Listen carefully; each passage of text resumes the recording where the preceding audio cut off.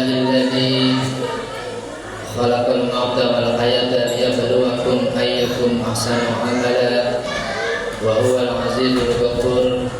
Asyhadu an la ilaha illallah wa asyhadu anna Muhammadan abduhu wa rasuluh. Allahumma shalli wa sallim wa barik ala sayyidina wa habibina wa syafi'ina wa maulana Muhammadin wa ala alihi wa ashabihi wa man tabi'ahum bi ihsan ila yaumiddin. Amma ba'du. Qala Allah Ta'ala fil Qur'anil Karim, a'udzu billahi minasy syaithanir rajim. Bismillahirrahmanirrahim. Ya ayyuhalladzina amanu taqullaha haqqa tuqatih wa la tamutunna illa wa antum muslimun. Hadirin sidang salat Jumat yang dirahmati Allah Subhanahu wa taala, marilah kita senantiasa meningkatkan ketakwaan kita kepada Allah Subhanahu wa taala. Takwa dalam arti yang sebenar-benarnya takwa, dengan mengerjakan segala perintah-perintah Allah dan meninggalkan segala larangan-larangan Allah Subhanahu wa taala. Hadirin sidang salat Jumat yang dirahmati Allah Subhanahu wa taala, pada kesempatan khutbah pada siang hari ini, tema yang akan khatib sampaikan adalah tentang anak adalah amanah. Hadirin sidang salat Jumat yang dirahmati Allah Subhanahu wa taala, kita ketahui anak kita adalah amanah dari Allah Subhanahu wa taala yang harus kita mendidiknya, harus kita berikan pendidikan yang baik, kita berikan kesehatan yang baik, kita cukupi segala kebutuhan-kebutuhannya, karena nanti di hari akhirat Allah akan meminta pertanggungjawabannya kepada kita bagaimana kita mendidik anak kita. Allah Azza wa Jalla berfirman, a'udzu billahi minasyaitonir rajim. Bismillahirrahmanirrahim. Ya ayyuhalladzina amanu taqullah. Ya ayyuhalladzina amanu qu anfusakum wa ahlikum nar. Wahai orang-orang yang beriman, jagalah dirimu dan keluargamu dari api neraka. Hadirin yang dirahmati Allah Subhanahu wa taala, jangan sampai ketika kita mendidik anak itu terdapat ada kesalahan-kesalahan dalam kita mendidik anak. Jangan sampai kita menjadi orang tua yang durhaka kepada anak kita. Di antara perbuatan durhaka orang tua kepada anaknya, di antaranya adalah tidak memberikan seorang ibu yang salihah, kemudian tidak memberikan nama yang baik untuk anak, dan juga tidak mengajarkan Al-Quran kepada anak. Nah, ini adalah perbuatan durhaka orang tua kepada anak.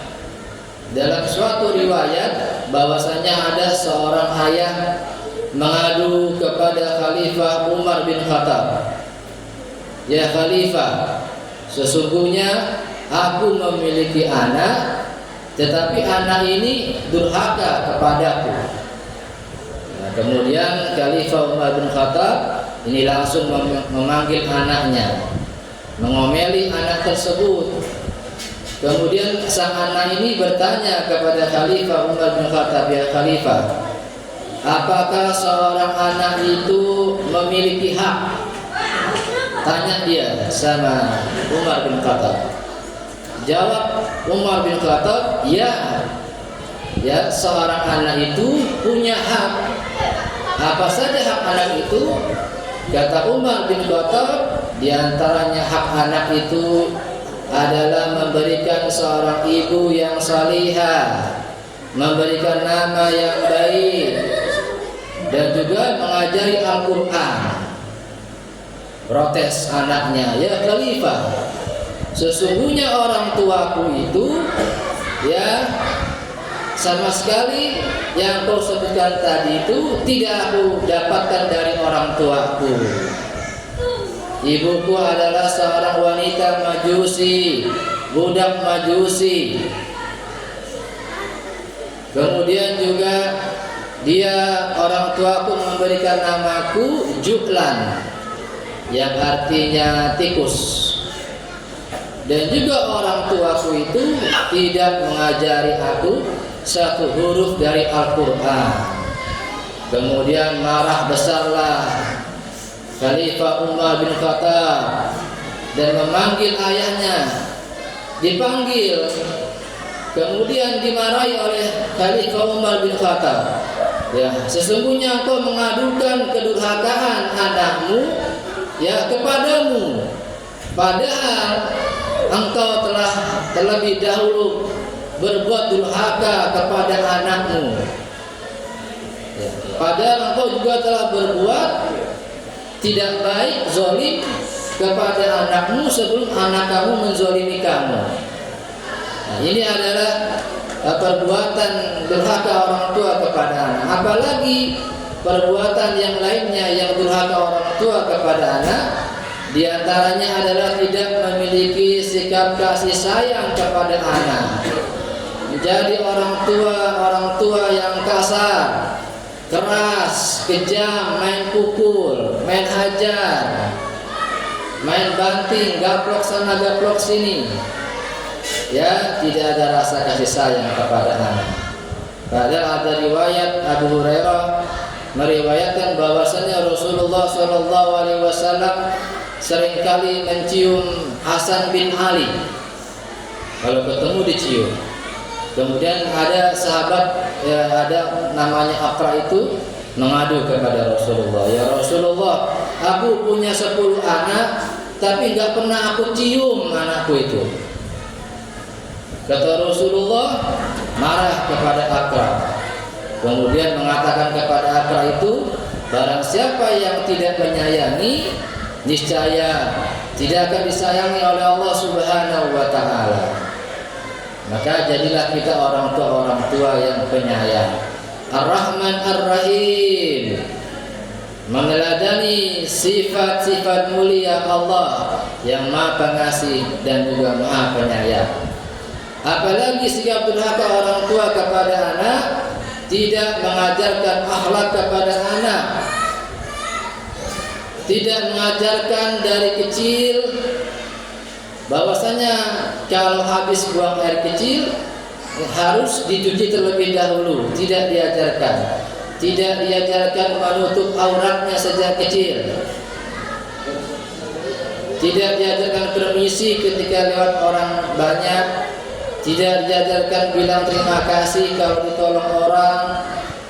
Ya, pokoknya tidak diajarkan cuci tangan sebelum makan dan minum. Nah, ini ya nanti kalau sudah dewasa akan terbiasa seperti itu, tidak memiliki akhlak. Kalau makan kakinya naik ke atas, tidak mau nawar-nawarin orang kalau ketika dia makan, tidak berakhlak. Makanya kita ajarkan dari kecil akhlak kepada anak.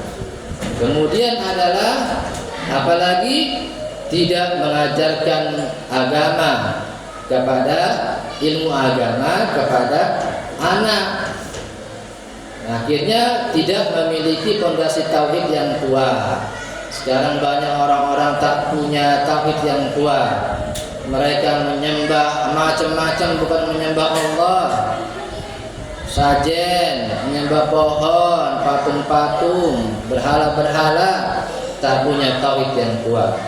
Makanya anak kita sejak kecil harus dikasih ilmu agama.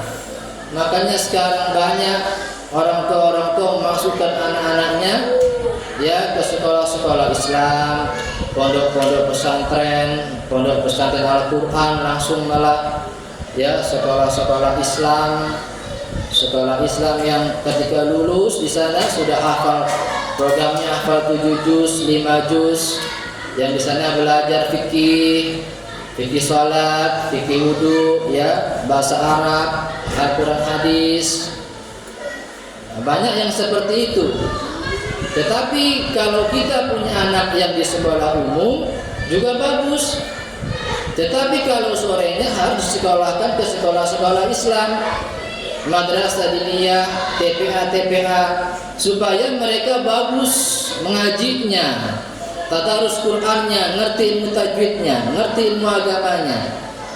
Nah, ini jadi menguasai ilmu agama dan juga ilmu umum, dua-duanya harus dikuasai. Hadirin yang dirahmati Allah Subhanahu wa taala. Yang terakhir adalah dalam ilmu parenting itu ada yang namanya 3 metode dalam parenting, pendidikan anak. Di antaranya adalah senantiasa kita memberikan nasihat kepada anak. Ya, tak bosan-bosan kita menasihati anak untuk sholat nak sholat. Ya, biarin dibilangin cerewet, nggak apa-apa. Ya, sholat, ngaji, masjid, ya, nasihat. Ya, kita artinya itu peduli kepada anak. Yang kedua adalah kita dibiasakan dari kecil membentuk karakternya. Dibiasakan, dipaksakan sholat, ya, dipaksakan, nanti jadi besarnya akan terbiasa. Bahasakan ngaji, ke TPA ngaji, ya, nanti itu dari kecil, nanti terbiasa kalau dia sudah besar, dibiasakan. Yang ketiga adalah kita sebagai orang tua menjadi panutan bagi anak. Kalau pengen anak rajin sholat, kita harus rajin sholat. Kalau kita pengen anak suka sedekah, kita harus suka sedekah. Kalau kita pengen anak rajin baca Quran, kita harus rajin baca Quran. Kita sebagai panutannya. Nah, itu adalah parenting dalam ilmu pendidikan anak dalam Islam. Semoga bermanfaat. Barakallahu li wa lakum fil Qur'anil Karim wa nafa'ani wa iyyakum bima fihi minal ayatil hakim. Aqulu qawli hadza fastaghfiruhu innahu huwal ghafurur rahim. Allahumma